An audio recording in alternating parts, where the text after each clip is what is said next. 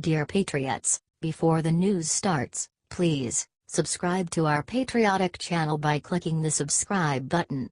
Give us a thumbs up to this video. Don't forget to leave your opinion below in the comments section. Share the news on Facebook and Twitter so you friends see it. Thank you.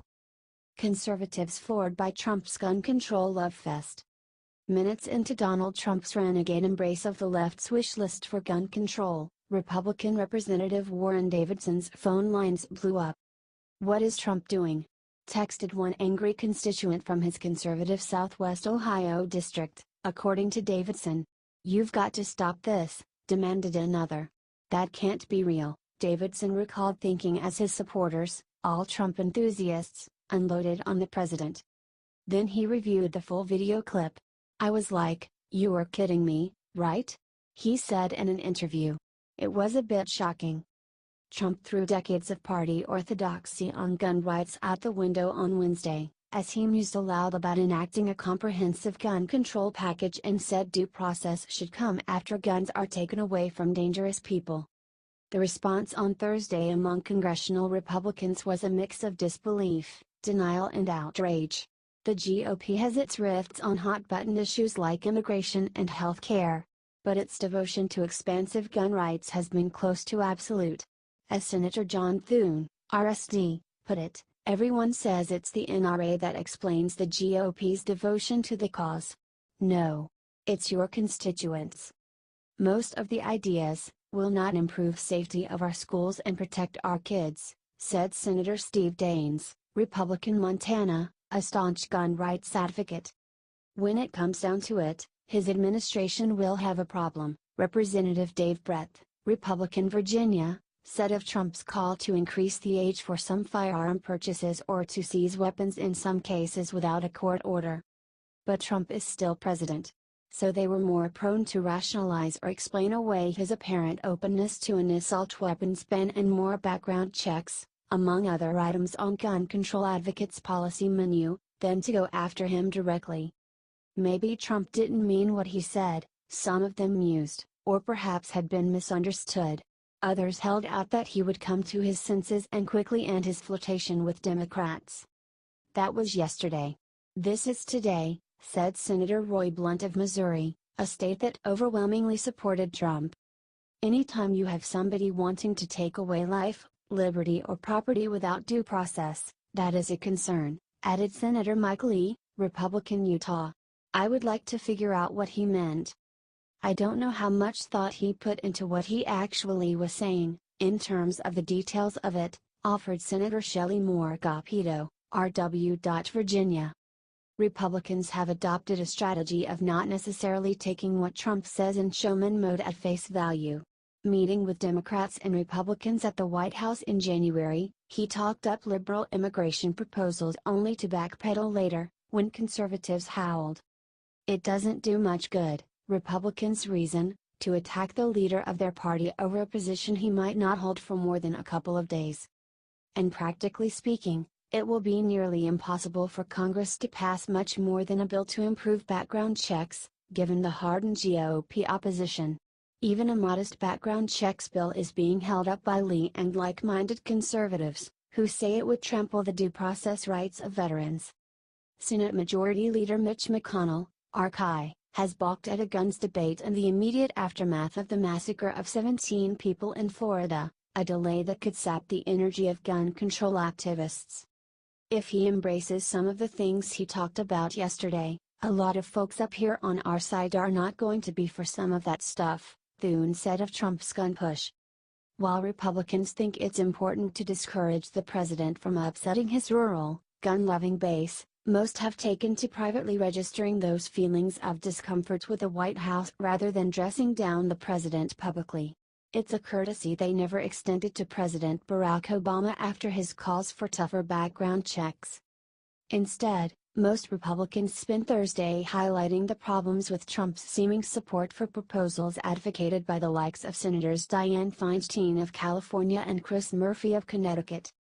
"I'm a firm believer that due process means that you get a lawyer, a trial, a hearing, an impartial court making a decision before any of your rights are taken away," Senator Rand Paul, RK, said of Trump's call to take the gun first, go through due process second.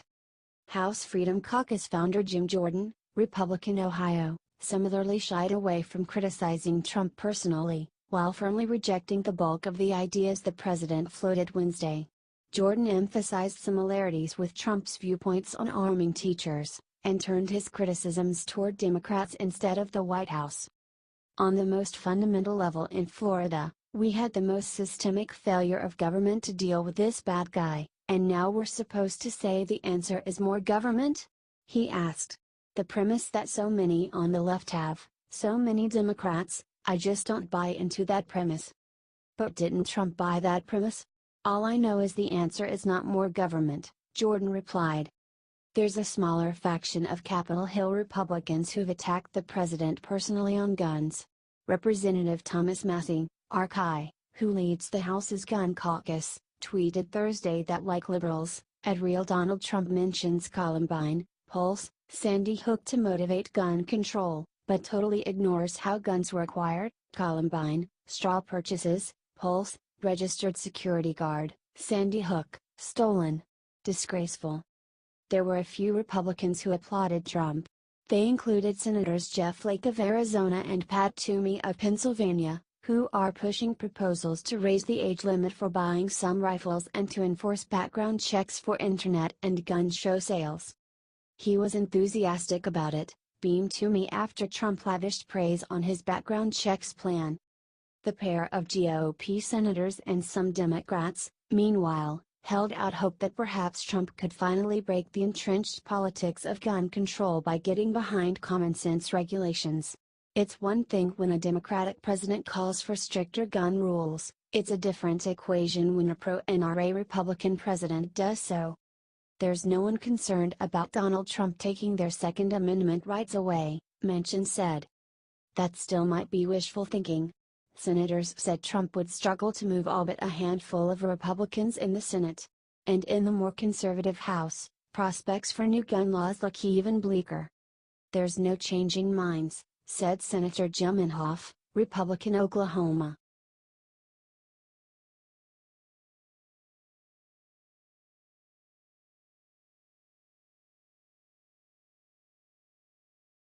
Mulling Manafort's unusual two-trial strategy. Paul Manafort's defense seems to be heeding Alan Dershowitz's advice. Manafort's attorney's decision to effectively force some, but not all, of special counsel Robert Mueller's case against him to Northern Virginia baffled many lawyers, since it puts Manafort at risk of two separate trials rather than one. To some, it's akin to choosing to play Russian roulette with two bullets in the gun instead of one.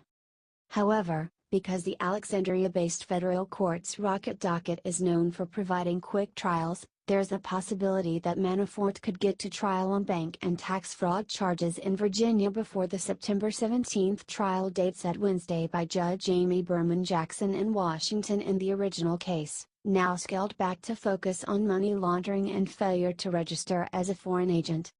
That means Manafort has a chance of getting his case before a Northern Virginia jury first, a panel more likely to include Trump supporters who may be skeptical of Mueller's enterprise. Such jurors are likely to be a rarity in Washington. There's no question the jury pool will be better for him in Virginia, said one attorney who declined to be named because he's representing a witness in the Mueller probe. It's definitely a risky gambit. Harvard law professor Alan Dershowitz landed in hot water last year when he declared in an interview that a Washington, D.C., jury has an ethnic and racial composition that might be very unfavorable to the Trump administration. Some Democrats, like Representative Maxine Waters, Democrat California, responded by blasting Dershowitz as a racist. However, even setting racial issues aside, it seems beyond dispute that Virginia jury could be less friendly to Mueller and more friendly to the defense. While a solid majority of Virginians who live near Washington voted for Hillary Clinton in 2016, the Alexandria court's jury pool includes places like Fauquier County, which went for Trump, 59% to 35%. In Washington, voters overwhelmingly preferred Clinton, 93% to 4%. If Manafort could pull off an acquittal in Alexandria or even a hung jury, It could fuel President Donald Trump's view of the Mueller probe as a prolonged witch hunt that is more persecution than prosecution. That would seem certain to lead to calls for Mueller to abandon the D.C. case and might prompt a pardon from Trump or some action to shut down the special counsel's office altogether. Even if nothing so dramatic happened, a stumble for Mueller's team in Virginia and in its first contested trial could raise pressure for prosecutors to be more flexible in negotiating a plea deal. How viable Manafort's strategy is could become clear soon, when Judge T.S. Ellis III, a Reagan appointee in senior status, arraigns Manafort on the Virginia charges and provides some hints of what timetable is likely for the Alexandria case. That hearing was scheduled for Friday afternoon, but appears likely to be postponed after federal offices and courts in the Washington area closed for the day due to high wind conditions. Through spokespeople, attorneys for the defense and prosecution declined to comment for this story. Jackson has imposed a gag order that limits public comment about the case by attorneys in the defendants. Many lawyers warn that whatever marginal advantage Manafort's team may see in the Virginia jury pool could be more than offset by the pro-prosecution bent of the Alexandria-based judges. "He's paleo," one D.C. defense attorney said of Ellis, predicting a rough ride for Manafort's defense. "As a general matter, they're insanely pro-prosecution over there." While Manafort's team has managed to complicate Mueller's work by forcing him into two different courts, Mueller has also upped the ante in recent weeks. As prosecutors added the bank and tax fraud charges to the mix, they also increased in the amount of money Manafort allegedly laundered from $18 million to $30 million. Prosecutors told Ellis in a written filing Wednesday that the increase means Manafort, 68, now faces about 16 to 19 years in prison under federal sentencing guidelines, if convicted, compared with about 13 to 16 years under the earlier charges. "The major determinant of how long you go to jail for is how much money was involved," said former federal prosecutor Patrick Cotter, now with law firm Greensfelder, Himker, and Gale. The evidence Mueller has laid out, the nature of the charges and Manafort's background as a high-flying lobbyist have many defense lawyers convinced that the cases are certain to result in some type of plea deal because no jury is likely to be sympathetic to him. The decision last week by Manafort's longtime aide Rick Gates to plead guilty and cooperate with Mueller's office only underscored the challenge facing Manafort's defense. "This is not a triable case," said former federal prosecutor Peter Zeidenberg, now with the law firm Armed Fox.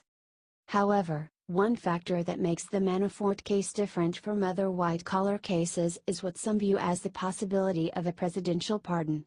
That prospect limits Mueller's leverage and increases the incentive for Manafort to keep fighting at every turn. One downside to this strategy: it's expensive, as Manafort will be running up legal bills at a rapid clip.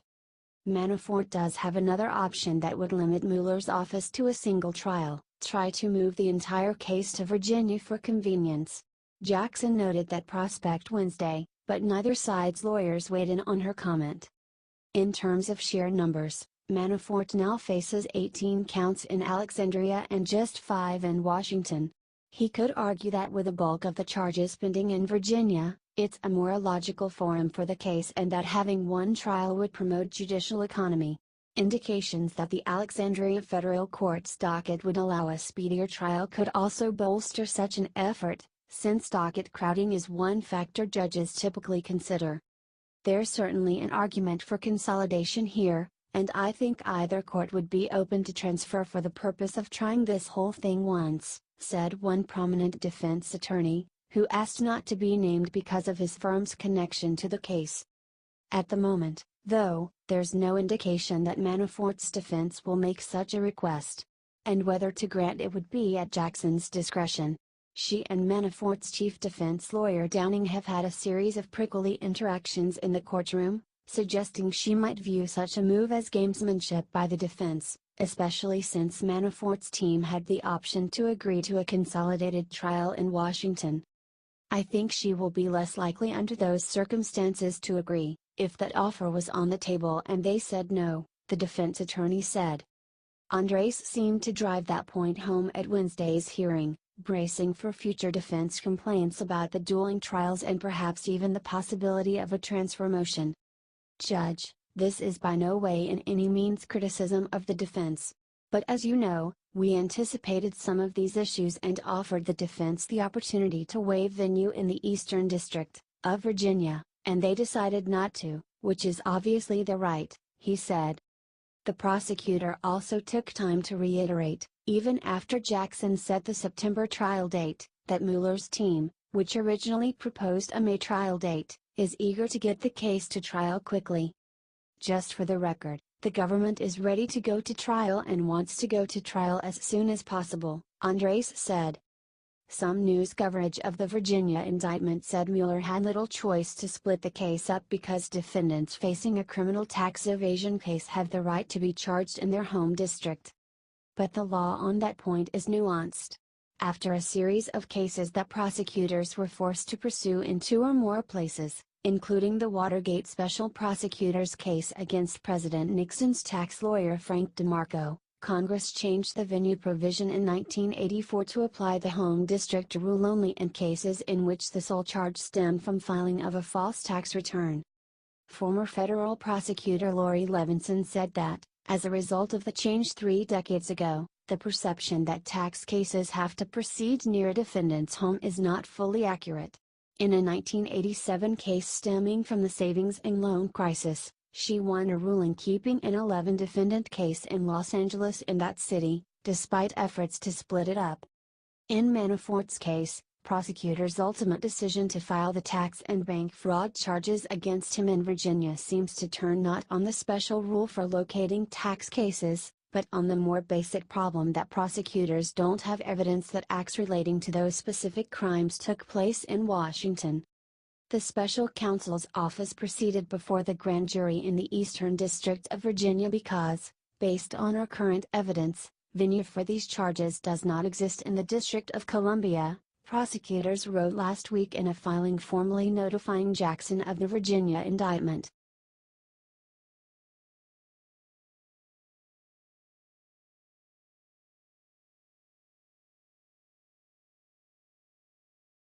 Nerdcast is Hope Hicks gone for good? It's time for episode 96 of the Nerdcast, Politico's podcast on the White House and politics. Tune in each week to geek out with us as we dive deep into the political landscape and the latest numbers that matter. Subscribe and rate the Nerdcast on Apple Podcasts. Listen on your smartphone here, listen on your desktop here. Data point 5. Since December 2016, President Trump has gone through 5 communications directors. Hope Hicks is the latest one to be exiting 1600 Pennsylvania Avenue. Data point 18. Paul Manafort has 18 counts of tax and bank fraud against him in just one of the 2 indictments the former Trump campaign chairman is facing.